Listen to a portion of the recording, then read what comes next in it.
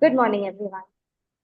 On behalf of S.S.T College of Arts and Commerce, I, Assistant Professor Lindsay Johnson, would like to welcome you to this session on Introduction to Stock Market, organized by Department of Arts, Economics, and Student Council. To give more insights on this topic, we have with us Ms.Shenaz Shaikh, ma'am, faculty member from Bombay Stock Exchange Brokers Forum. Shenaz ma'am has completed her BA in Economics, Masters in Economics from Mumbai University. She is also the coordinator with DHP Financial Training and Knowledge and Wealth Creation.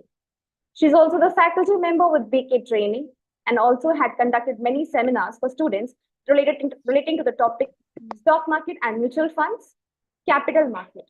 Ma'am has also worked as BDM with Kumar Times. Before starting with the session, I would also like to wholeheartedly thank our management, founder principal Dr. J.C. Purswani, IQAC coordinator Dr. Khushbu Purswani, student council coordinator advocate Dr. Sunil Shah, Department of Arts Economics Dr. Tushar Vakse sir for initiating such an informative session for our students and inviting Ms. Shenaz Shah ma'am as a guide and facilitator. Welcome you, ma'am.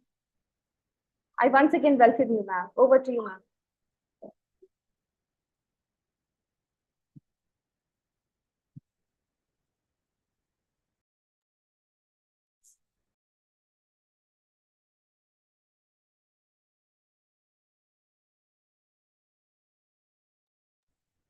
Hello, ma'am. Actually, I'm facing some technical issues. Just give me 5 minutes, ma'am. Sure, ma'am.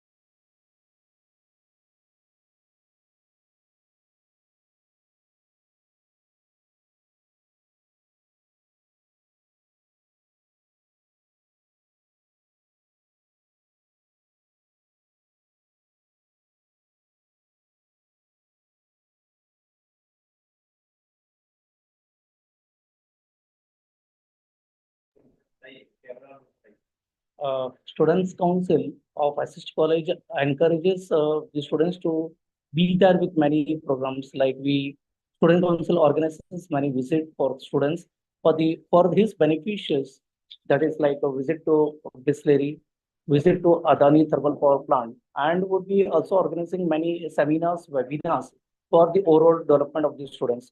In the student council, the faculty members like Dr. Padma Deshpande and Dr. Varsha Saulari ma'am has always encouraged by the guidelines given by the founder principal Dr. J.C. Purswani sir and IQC coordinator Dr.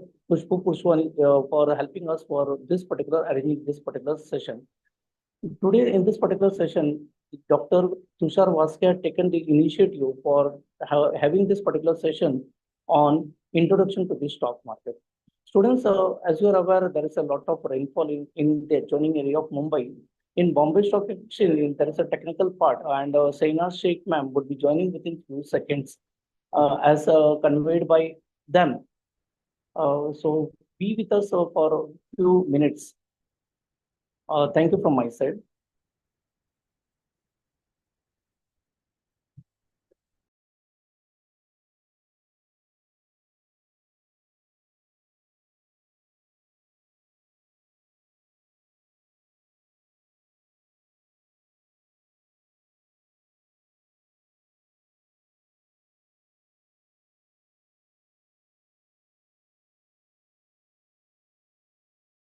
Ma'am, your voice is not audible. Can you start the PPT again?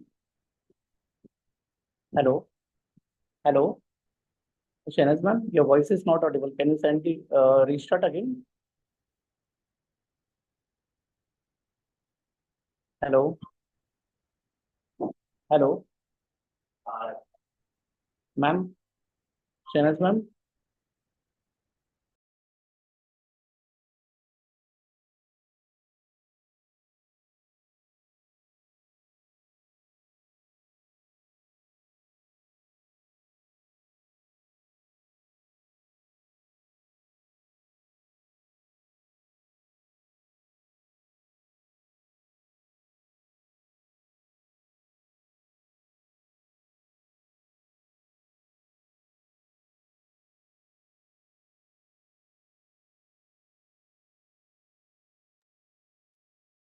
Shenaz ma'am.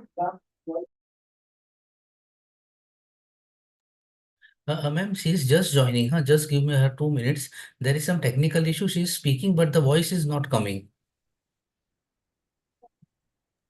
Hello, ma'am. Okay, sure. Huh. Sure, sure.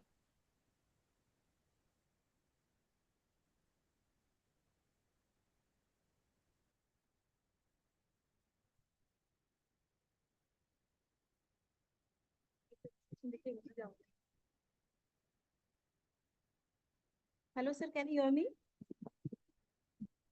Yes, Hello. ma'am. Yes, yes, yes. Okay, okay, sir. 1 second.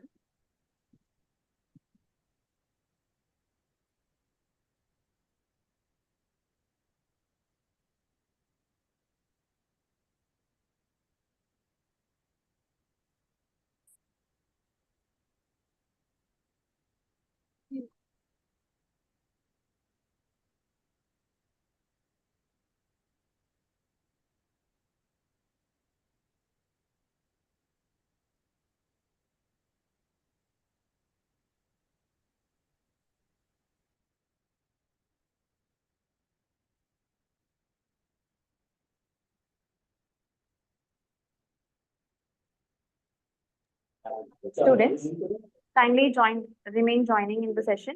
We have a technical glitch. Kindly wait. Or ma'am, what we can do is na, till the time she is able to join, I'll start the session. So at least students don't go away here and there. Can we do that? Okay, sir, sure. Friends, first of all, very good morning to all of you. Welcome you to this particular session of working of stock market. My colleague Shenaz will join in certain time and then she'll continue with the session. So meanwhile, basically, I'll brief you with my PPT so that you get a brief idea regarding working of stock market. I would really like to thank S.S.T College for organizing such a nice event.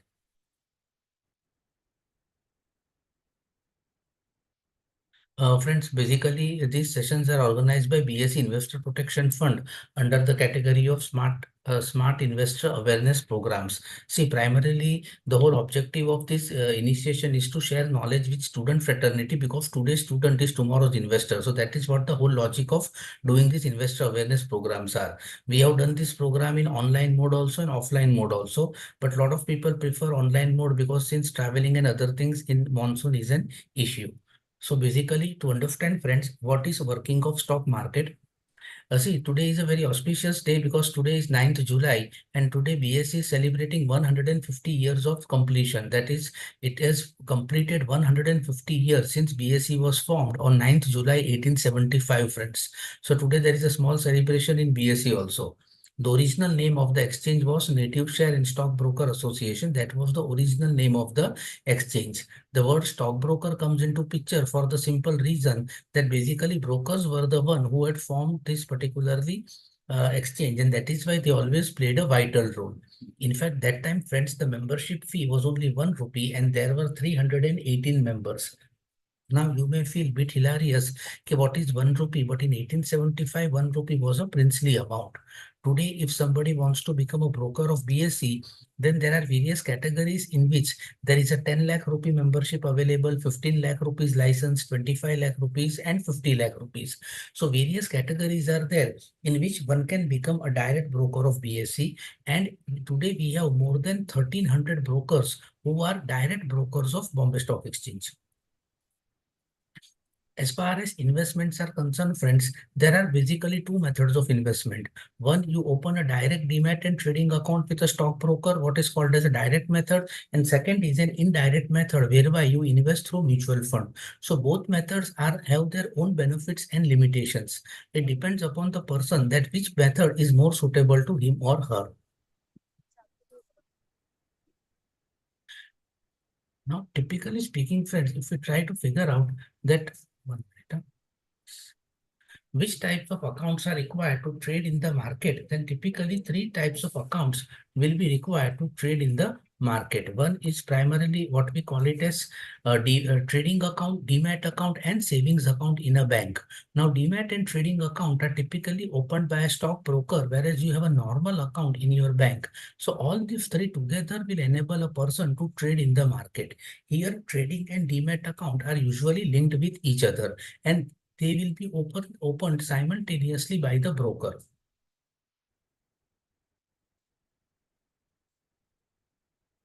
Documentation which is required is very standard and simple.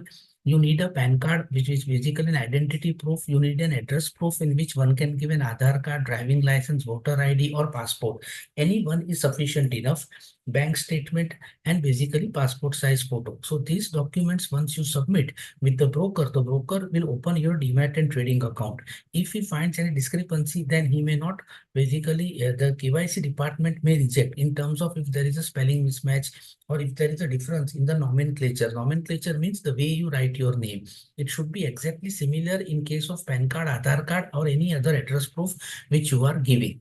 See, the logic of giving bank statement is only that when you buy shares, you will make payment from this account only, which statement you are giving. And when you sell shares, you will receive your payment only in this account. So that is what the logic of a bank statement is. It has nothing to do with your minimum balance or any other thing.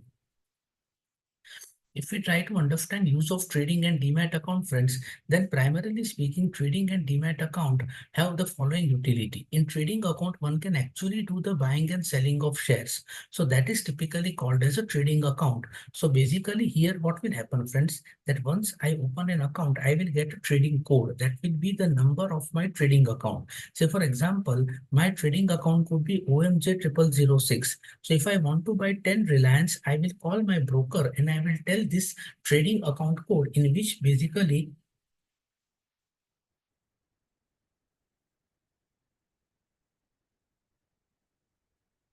one minute, friends.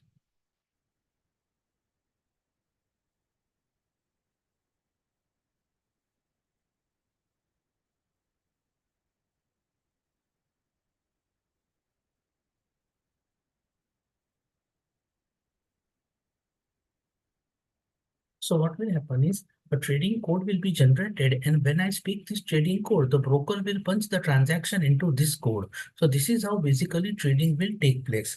Once trading is done, shares are bought and I make the full payment, shares will be transferred to the demat account. So that is why demat account is basically used for storage of shares. Both are primarily linked with each other.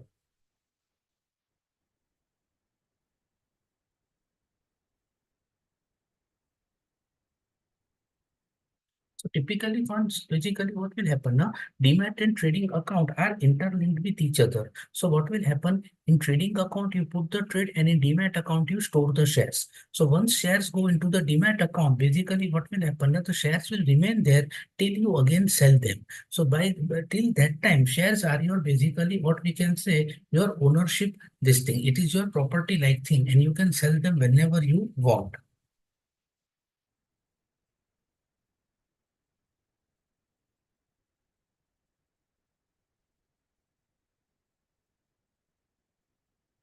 Now, as far as demat account is concerned, friends, even in demat account, the same set of documents will be required. PAN card, Aadhaar card, voter ID, bank statement, driving license, any one of them.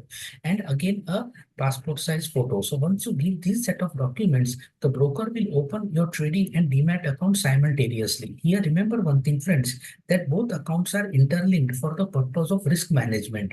That means when you buy something on the broker's terminal, Either you will have to give margin, that is a cash amount, or your share should be there as collateral. So both are interlinked with each other. Then only you will be able to do this thing. So that is why demat and trading account play a critical role in today's wealth creation scenario.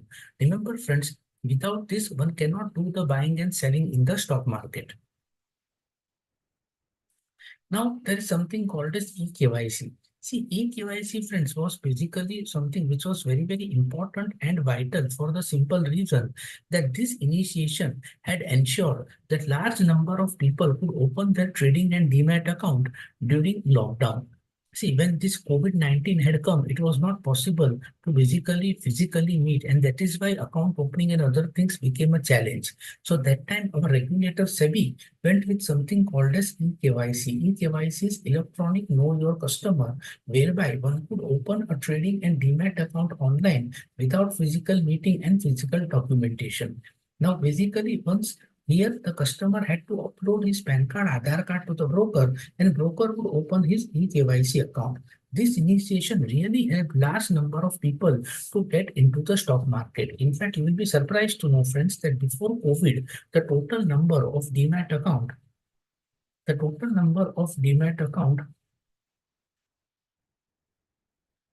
was basically 5 crore 23 lakhs, and today it is more than 15 crores. So one can understand, friends, that in last 3.5 years, around basically 10 crore new investors have entered the market. And the key point is that 80% of them are in the age group of basically 21 to 27. So extremely large number of people have entered stock market at a very young age, and this is very, very positive sign, friends. The reason is that today's student is tomorrow's investor. So this particular point we have to keep it in mind. Remember, friends, that today almost all brokers are giving you a facility of opening an online eKYC. That means you don't need to physically go somewhere or physically visit a broker, but you can easily, primarily, you can open your trading and demat account. And this really helps you in a way that you are able to do things in a better way. Remember, friends, that trading and demat account are very important, because today, if you don't have a trading and demat account, you are missing out on something called as wealth creation. See, the way economy is growing, and today our BSE Sensex has crossed 80,000 levels. In fact, friends, in 1999, when I started my journey with stock market, I have seen Sensex at 2,600 and Nifty at 950. And today you can see what levels they have reached into. So obviously these things really play a very, very critical and a vital role in the long term. Remember, friends, ultimately in the long term, you are sure to make very good amount of wealth if you invest slowly and gradually. How exactly will trading and demat account work? See, basically what happens is, once your demat and trading account are open, the client will receive a welcome kit from the broker, which will have a welcome letter, the details of his trading account and demat account. And the client knows that at which office number he has to call. So the client will call the broker or the sub-broker wherever his account has been opened. Say, for example, my account has been opened in BSC building only. There is a broker and I have opened my account there. So I will call this landline number and tell my trading code in which the transaction will be kept.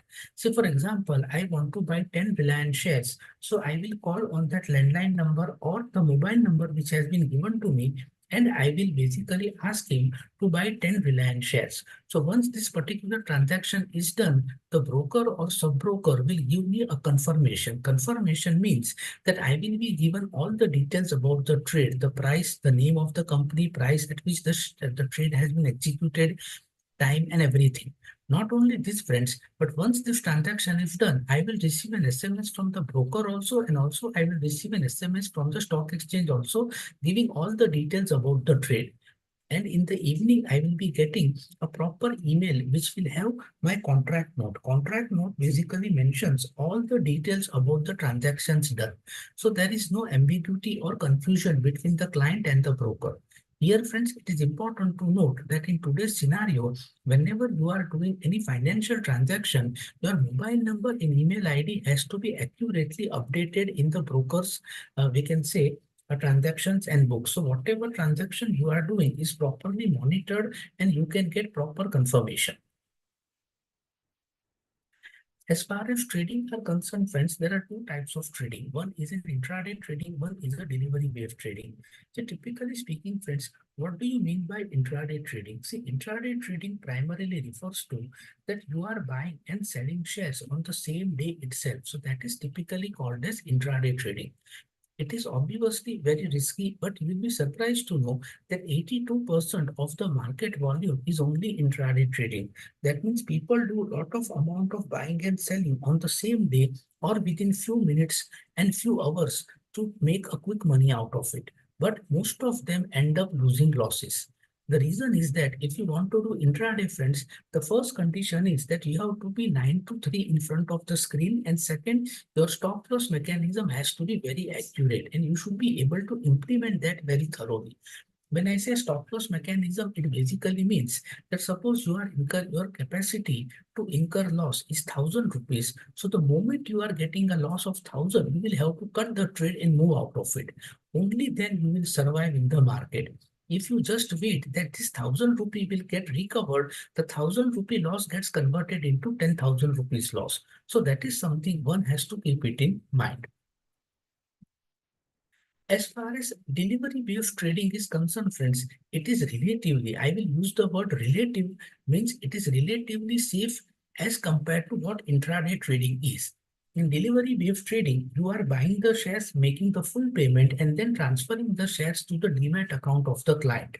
Then the client will sell these shares when he is making a reasonable amount of profit. Say, for example, in March 2020, when basically Reliance was available at 900 rupees when COVID-19 problem had come.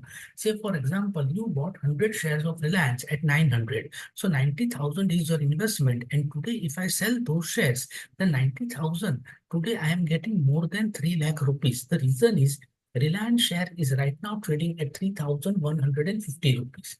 So that is what the meaning of delivery-based trading is. That you buy at a price, you make the full payment, you hold the shares, and then you sell the shares at a reasonable level of profit. So that is typically called as delivery-based trading. Here, friends, it is important to note that as far as delivery-based trading is concerned, friends, delivery-based trading, it is important that stock market primarily should be on the higher side. If markets are rising, then only delivery-based trading can be done.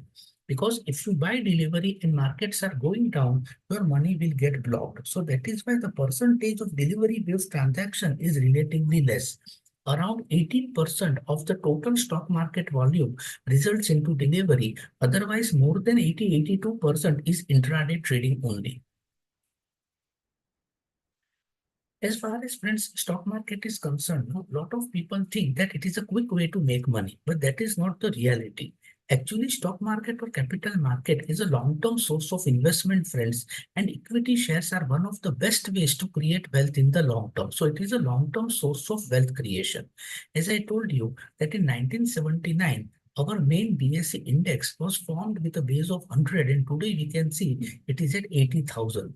So if we take last 42 years return, the CAGR return, CAGR is compounded annual growth rate is 16.5%. So obviously stock market is delivering good amount of wealth in the long term. As far as, friends, our economy is concerned, always remember the fact that economy is an independent variable. Stock market is a reflection of economy. So that means economy does well, stock market is basically bound to do well. And as far as Indian economy is concerned, it is called as heaven of stability.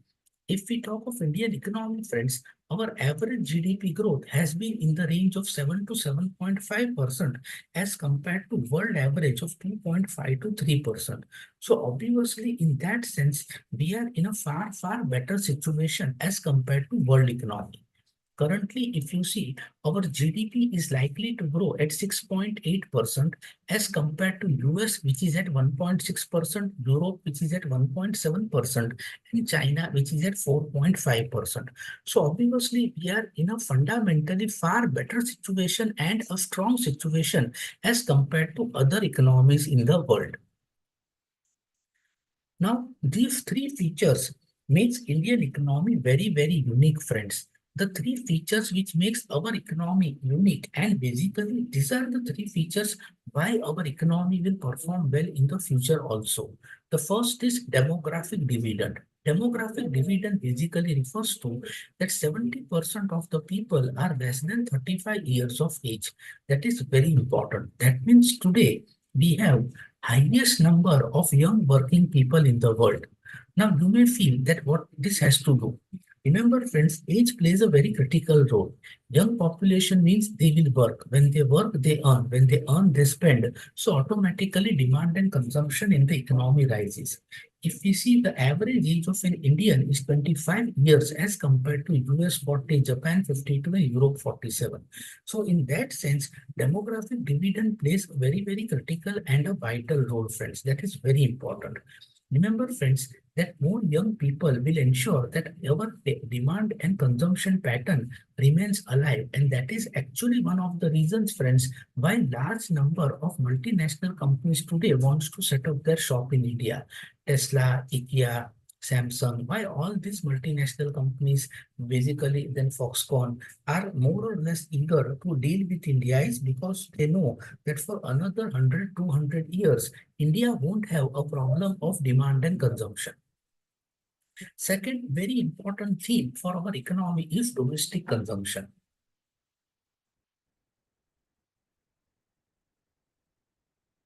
See, domestic consumption primarily refers to that whatever we are manufacturing, 80% is consumed by our own people only.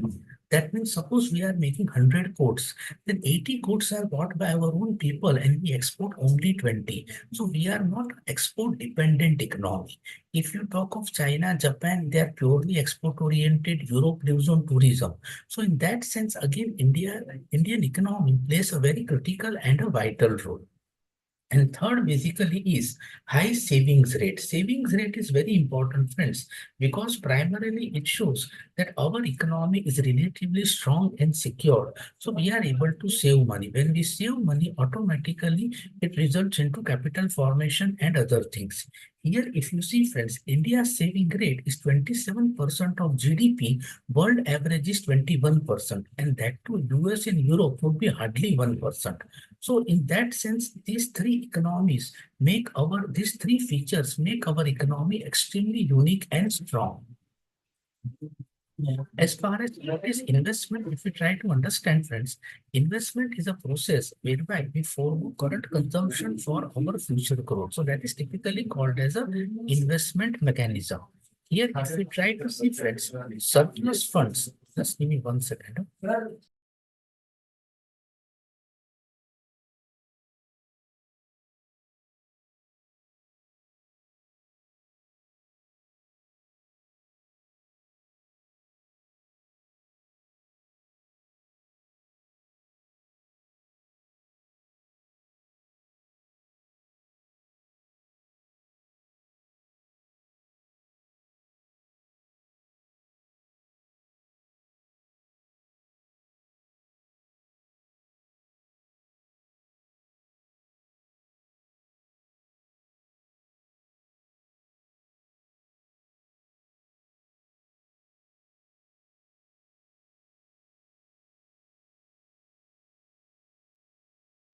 Students, if you have any queries, you can post it on the chat box as well.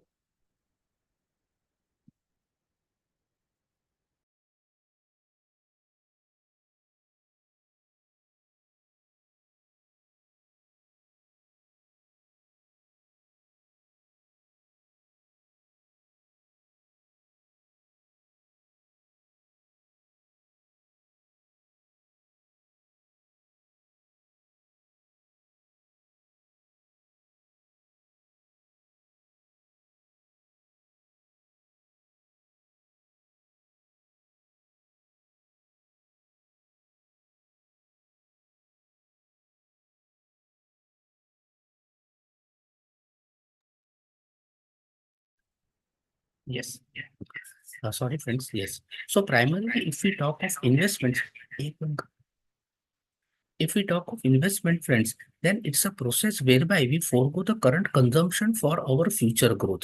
Remember, friends, investment basically means that you are investing your surplus money so that in the future you are able to generate more amount of return. So that is what the logic of investment is all about, friends. That is why it is very important.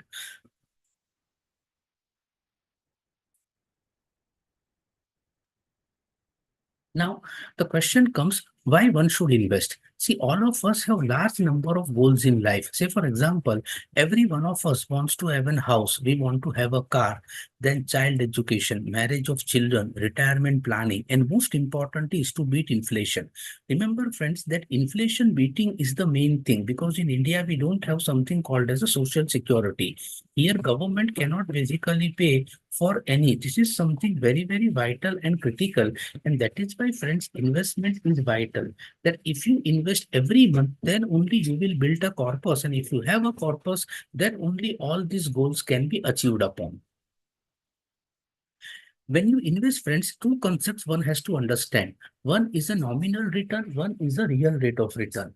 Now, basically, nominal return means that when you invest, what is the return it is stated. Say, for example, if FD gives you 8%, then that is your nominal return. If inflation is 6, then your real rate of return is only 2%. So inflation reduces your purchasing power capacity. So that is why, friends, it is important that you invest in stock market or mutual fund because there the average return is 15%. So even if inflation of 6% is removed, still you are making a net return of 9 to 10%. Remember, friends, that a common man can invest in following instruments like equity share, mutual fund, FD, provident fund, insurance, gold, and property. So basically, these instruments are very, very important. The reason is that basically one can make a good portfolio of investment instruments out of these options, and finally one can create good amount of wealth. So we will try to touch base each one of them. As far as, friends, equity shares are concerned, remember, equity shares are an important source of wealth creation. From 1979 till date, if you see, friends, the CAGR return of Indian stock market is 16.5%. So basically, it means that nothing can beat stock market in the long term. In 1993, friends, had we invested 9,000 rupees in Infosys, basically today it is worth more than 4 crore rupees. So that shows the power of compounding. Remember, friends, whether it is stock market, FD, provident fund, or any other thing, power of compounding basically counts. So that particular point, it is something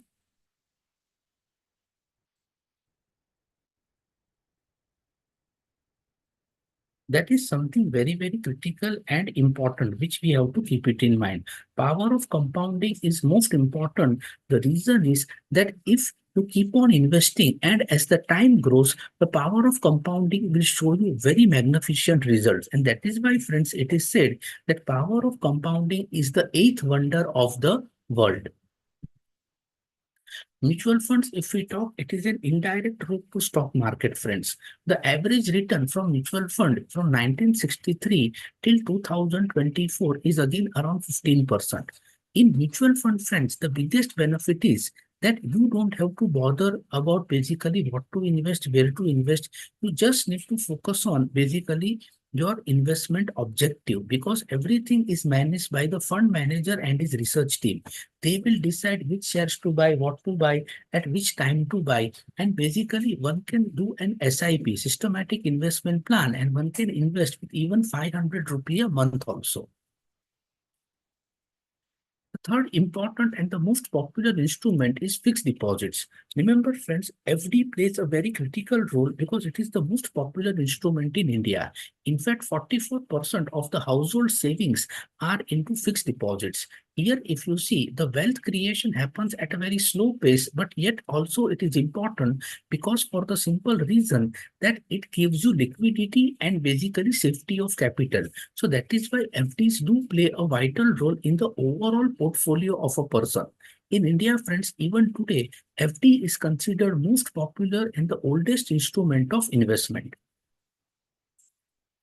Then if we talk of provident fund, friends, provident fund primarily refers to an instrument where the entire amount is tax-free, and lot of people do provident fund with the purpose of retirement planning.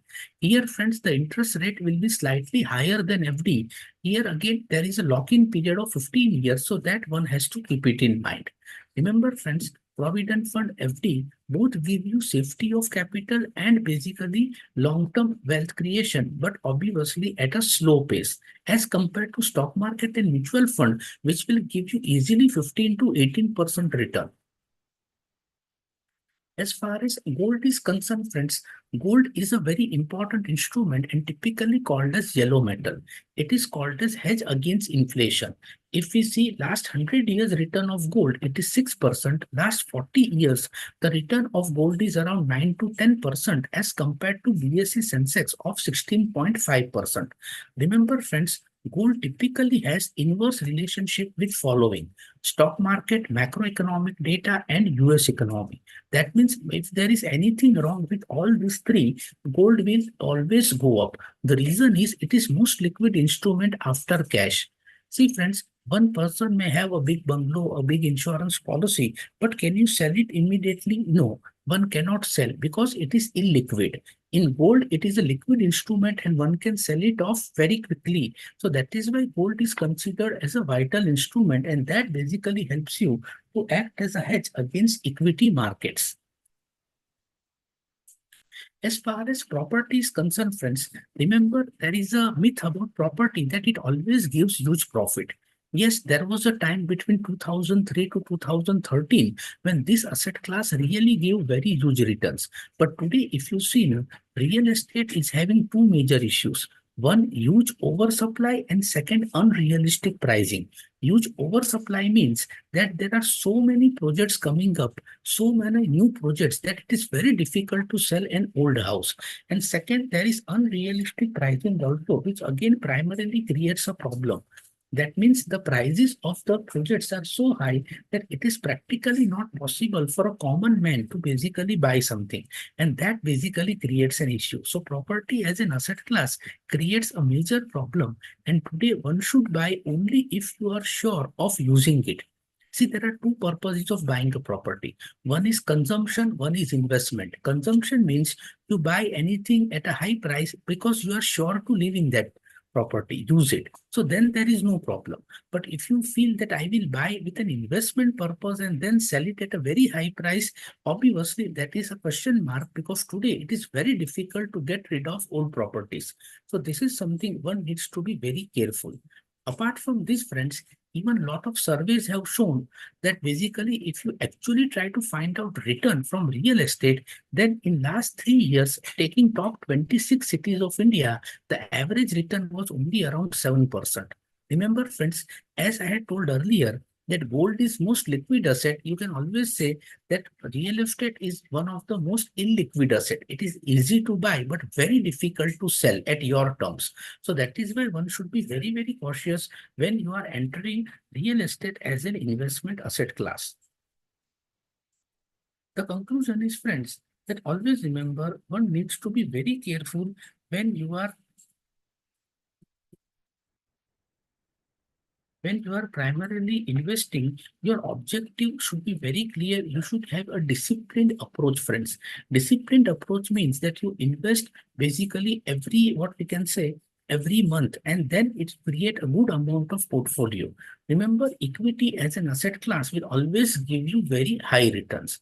So with this, friends, I conclude my part of presentation, and now we can surely go for question answer session. So if there is any doubt, difficulty, we can basically clarify all your doubts and questions, and that would help you to also gain more knowledge. So please feel free to ask questions. Sir, one of the question which has been raised, sir, welcome, Dr. Aditya, sir. Sure, Thank you. sir. Please go ahead. See, what had happened in the morning that the ma'am was supposed to deliver the lecture. Yes. And due to technical problem, there was a problem at your end. Yes. So it's I good that agree, you had sir. taken up this particular session. So one of the question which is raised by one of the faculty, one of the student, Mhm. that how the market is moving in this post-corona, the whether it is better to invest or not to invest in this particular scenario. See, sir, basically, there are multiple things one has to keep it in mind. See, during COVID-19, markets had gone up from 25,000. That time, BSE Sensex from 42,000 had come down to 25,000. And from 25,000, it went to 60,000. Now, the prime reason for that one-sided rise was US Federal Reserve had printed $2.5 trillion worth of currency. So that money from USA came into all emerging markets, especially India, and basically our market skyrocketed. Now, in last 3 years, sir, what has happened is that large number of new retail investors have entered the market. And today you will be surprised to know that retail investors are forming one of the strong forces in Indian stock market. In fact, you will be surprised that in 2024, from 1st January till yesterday, if you see, the total investment by Indian mutual funds, which is a pure our money, our own money, is 1,94,000 crore rupees as compared to only 30,000 crore invested by foreigners. So today our own money is basically driving our Indian stock market, and that is a very, very positive thing, sir. In fact, you will see that in coming years, Sensex could be at least much, much higher level than what we are currently based on our own domestic money. In India, friends, right now, 50 crore people have PAN card and Aadhaar card link, 50 crore. But only 15 crore people have just opened their Demat account, sir. So just imagine that if entire 50 crore start doing an SIP, or even if they start buying simple delivery-based shares, where will the markets go? So that is why future is very bright as compared to investment option is concerned.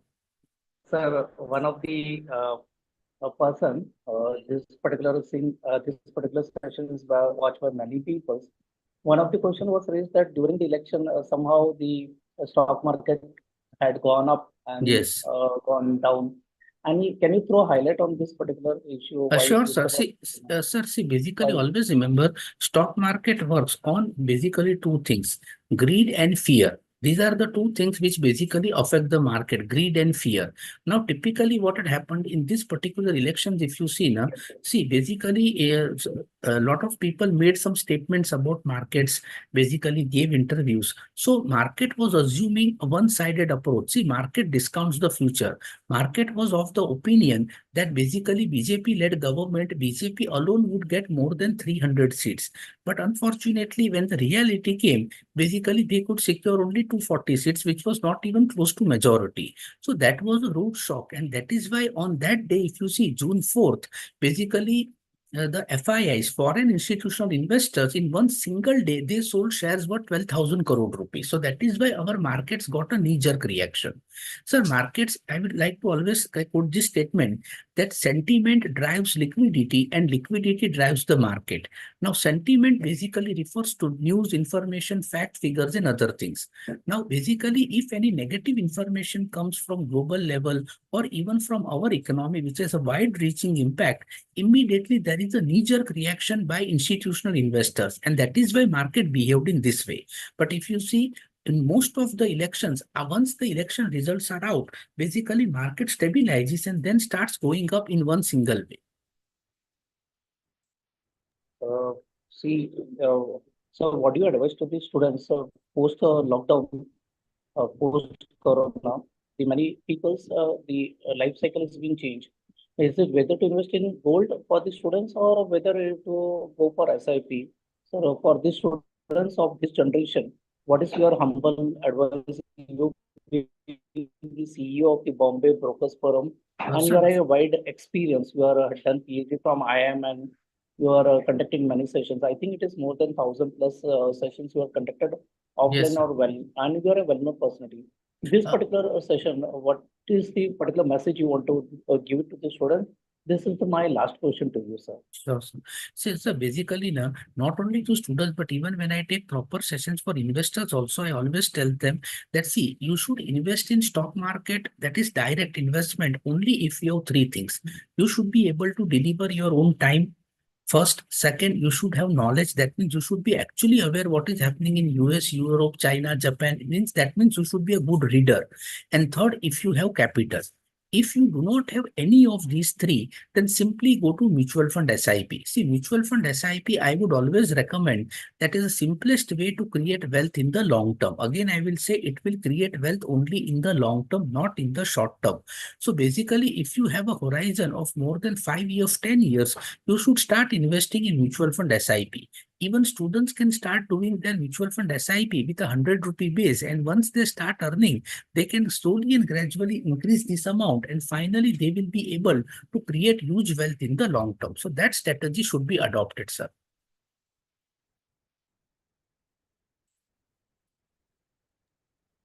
Thank you, sir. Thank you very much. Yes. Thank you so much, sir, once again.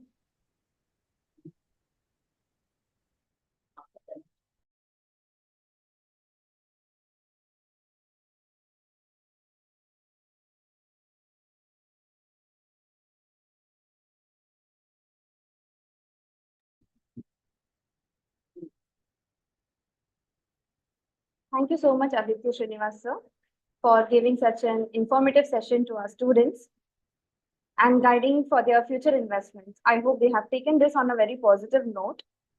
And I would also like to thank our management, founder principal, Dr. J.C. Purswani, IQAC coordinator, Dr. Khushbu Purswani, for providing us this a very good platform for our students to get more insight on such investment decisions. So once again, thank you to all. I hope the students have got a very good insight on such session.